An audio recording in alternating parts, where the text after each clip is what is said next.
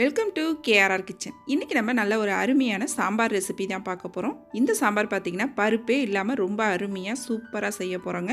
Taste ரொம்ப அருமையாக இருக்கும். இது பருப்பு சேர்த்து செய்யலை அப்படிங்கிறது யாருக்குமே தெரியாதுங்க. அந்தளவுக்கு டேஸ்ட்டு ரொம்ப அருமையாக இருக்கும். இட்லி தோசையில் நிறைய ஊற்றி நம்ம பிசைஞ்சு சாப்பிடும்போது ரொம்ப அருமையாக இருக்குங்க.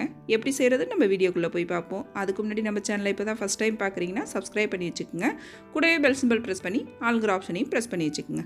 அப்போ தான் நான் போகிற வீடியோஸ் எல்லாம் உங்களுக்கு தொடர்ந்து நோட்டிஃபிகேஷனில் ஒன்றுக்கு ஒன்றே கிடச்சிக்கிட்டு இருக்கும். இப்போ வாங்க இந்த டிஃபன் சாம்பார் எப்படி செய்கிறதுன்னு பார்த்துடலாம்.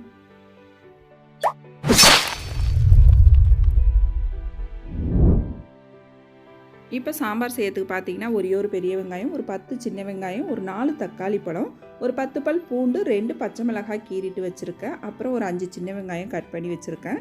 இப்போ இந்த பொருள் எல்லாத்தையும் நம்ம ஒரு குக்கர் எடுத்து அதில் சேர்த்துக்குவோம். இதில் சின்ன வெங்காயத்தை மட்டும் அப்படியே வச்சுக்கோங்க. அது கடைசியாக தாளிப்பு கொடுக்கறதுக்கு தேவைப்படும். பாக்கி எல்லாத்தையும் இதில் சேர்த்துருங்க. இப்போ இதெல்லாம் சேர்த்ததுக்கப்புறம் பார்த்தீங்கன்னா இதில் ஒரு 1/2 டீஸ்பூன் அளவுக்கு மஞ்சள் தூள் சேர்த்துக்கிறேன். சேர்த்துட்டு அப்புறம் சாம்பார் தூள் ஒரு 2 டீஸ்பூன் அளவு சேர்த்துக்கிறேன். உங்களுக்கு காரம் எந்த அளவுக்கு தேவையோ அதுக்கு தகுந்த அளவு பார்த்திங்கன்னா சாம்பார் பொடி சேர்த்துக்குங்க. இது நம்ம வீட்டில் அரைச்ச சாம்பார் தூள் தான். ஏற்கனவே வீடியோ நான் போட்டிருக்கேன். கீழே டிஸ்கிரிப்ஷன்லேயும் உங்களுக்கு சாம்பார் தூள் வீடியோ கொடுக்குறேன். தேவைப்படுறவங்க செக் பண்ணிக்கோங்க. இப்போ சாம்பார் தூள் சேர்த்ததுக்கப்புறம் இந்த சாம்பாருக்கு தேவையான அளவு உப்பும் சேர்த்துட்டு முழுகிற அளவுக்கு தண்ணி சேர்த்துக்குங்க. சின்ன துண்டு பெருங்காயம் சேர்த்துக்கிறேன்.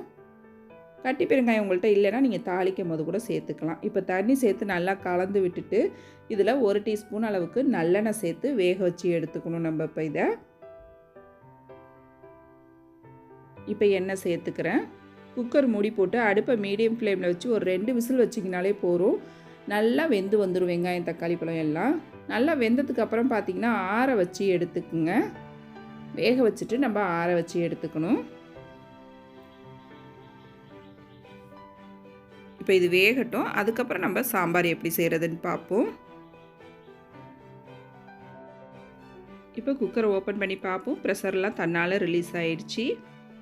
இப்போ பாருங்கள், இது கொஞ்சம் தண்ணியாக இருக்கும். இந்த தண்ணியை வடிச்சிட்டு இந்த வெங்காயம் தக்காளி பழம் நம்ம சேர்த்த பொருள் எல்லாத்தையும் நல்லா மசிச்சு எடுத்துக்கணும்.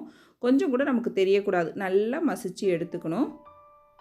ஒரு மத்து அப்படி இல்லைன்னா ஸ்மாஷர் ஏதாவது வச்சு நல்லா மசிச்சு விட்டு எடுத்துக்குங்க. அப்படியே தண்ணியோடையே வச்சு மசித்தோம் அப்படின்னாக்கா சரியாக மசியாது. அதனால் பார்த்திங்கன்னா தண்ணியை இது போல் வடிச்சிட்டு நீங்கள் மசிக்கும் போது நல்லாவே மசிஞ்சு வந்துடும். நல்லா மசித்து எடுத்து செய்யும் போது தான் நமக்கு நல்ல ஒரு டேஸ்ட்டு கொடுக்கும். நல்லா இது போல் மசிச்சு விட்டு எடுத்துக்குங்க. அதுக்கப்புறம் நம்ம சாம்பார் எப்படி செய்கிறதுன்னு பார்ப்போம். ரொம்ப ஈஸியாக ஒரு 10 நிமிஷத்துக்குள்ளே செஞ்சிடலாங்க இந்த சாம்பார். டேஸ்ட்டும் பார்த்திங்கன்னா அந்த அளவுக்கு ரொம்ப சூப்பராக இருக்கும். இப்போ பாருங்கள், நல்லா மசிச்சு எடுத்துக்கிட்டேன். இப்போ வடிகட்டு வச்சுருந்த தண்ணி இதிலே சேர்த்து நல்லா கலந்து விட்டுக்குவோம். இந்த சாம்பார் பார்த்திங்கன்னா கொஞ்சம் தண்ணியாக தான் செய்யணும். அப்போ தான் டேஸ்ட்டு நல்லாயிருக்கும். இப்போ கலந்து வச்சுருக்கேன். இப்போ இதுக்கு ஒரு நம்ம தாளிப்பு கொடுத்துருவோம். அதுக்கு பார்த்திங்கன்னா அடுப்பில் ஒரு கடாய் வச்சுருக்கேன்.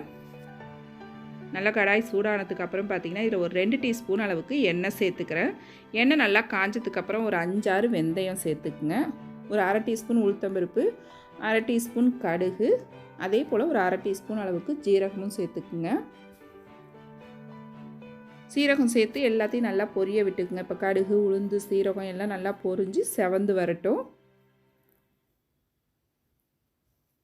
இப்போ நல்லா இந்த அளவுக்கு பொரிஞ்சு வந்ததுக்கப்புறம் பார்த்திங்கன்னா இதில் ஒரு கொத்து கருவேப்பிலை சேர்த்துக்கிறேன். இது கூடவே ஒரு 2 வரமிளகாய் கிள்ளி வச்சுருக்கேன். அதையும் சேர்த்துக்கிறேன். சேர்த்து நல்லா ஒரு தடவை கலந்து விட்டுருங்க. கலந்து விட்டதுக்கப்புறம் நம்ம கட் பண்ணி வச்சுருக்க அந்த சின்ன வெங்காயத்தை இதில் சேர்த்து நம்ம வதக்கிக்கணும். லாஸ்ட்டாக இது போல் நம்ம சின்ன வெங்காயம் சேர்த்து தாளிப்பு கொடுக்கும்போது டேஸ்ட்டு ரொம்ப அருமையாக இருக்கும். இப்போ இது ஒரு லைட்டாக கண்ணாடி பக்குவத்துக்கு நம்ம வதக்கணும்னா போதும். ரொம்ப வதக்கணும்னு அவசியம் இல்லை. இப்போ வெங்காயம் நல்லா வதங்கினதுக்கப்புறம் நம்ம மசிச்சு வச்சுருக்க சாம்பார் இதில் சேர்த்துக்குவோம். கூடவே தேவையான அளவு தண்ணியும் கழுவிட்டு சேர்த்துக்குங்க. இதுக்கப்புறம் கடைசியாக பார்த்திங்கன்னா இதில் ஒரு முக்கியமான பொருள் நம்ம சேர்க்க போகிறோம். அதுதான் இந்த சாம்பாருக்கு நல்ல ஒரு டேஸ்ட்டு கொடுக்கும், டெக்ஸ்சரும் கொடுக்கும். இப்போ கடைசியாக பார்த்திங்கன்னா ஒரு குழிக்கரண்டி அளவுக்கு இட்லி மாவு எடுத்து வச்சுருக்கேன். இந்த இட்லி மாவு பார்த்திங்கன்னா ரொம்ப புளிப்பான மாவாக இருக்கக்கூடாது. ஒரு குழிக்கரண்டி அளவுக்கு இட்லி மாவு எடுத்து கொஞ்சமாக தண்ணி சேர்த்து நல்லா கரைச்சி விட்டு சேர்த்துக்குங்க. இட்லி மாவு இல்லைனாலும் பரவாயில்ல, அரிசி மாவு கூட நீங்கள் கரைச்சி சேர்த்துக்கலாம். அதுவுமே டேஸ்ட்டு நல்லாயிருக்கும். இப்போ கரைச்ச அந்த இட்லி மாவை இது கூட சேர்த்துக்கிறேன். இட்லி மாவு சேர்த்ததுக்கப்புறம் பார்த்திங்கன்னா சாம்பார் நல்லா ஒரு திக்னஸ் கொடுக்கும். அதனால் தேவையான அளவு தண்ணி சேர்த்து நல்லா அட்ஜஸ்ட் பண்ணிக்கோங்க. இந்த சாம்பார் தண்ணியாக இருந்தால் தான் டேஸ்ட்டு நல்லாயிருக்கும்.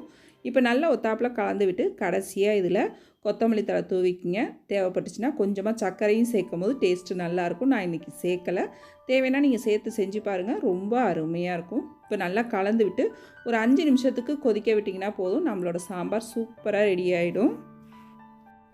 பருப்பே இல்லாமல் ரொம்ப அருமையாக சூப்பராக நம்ம சாம்பார் ரெடி பண்ணியாச்சு. ஒரு 10 நிமிஷம் இருந்தாலே போதுங்க. ரொம்ப அருமையாக ரெடி பண்ணிடலாம். இட்லி தோசைக்கு ரொம்ப அட்டகாசமாக இருக்கும். கண்டிப்பாக ட்ரை பண்ணி பாருங்கள். ட்ரை பண்ணி பார்த்துட்டு எப்படி இருக்குன்னு எனக்கு கமெண்ட் பண்ணுங்கள். என்னோட இந்த ரெசிபி பிடிச்சிருந்ததுன்னா லைக் பண்ணுங்கள், ஷேர் பண்ணுங்கள். மறக்காமல் நம்ம கேஆர்ஆர் கிச்சனை சப்ஸ்கிரைப் பண்ணி வச்சுக்கோங்க. நாளைக்கு வேறொரு ரெசிபியோடு சந்திப்போம். தேங்க்ஸ் ஃபார் வாட்சிங்.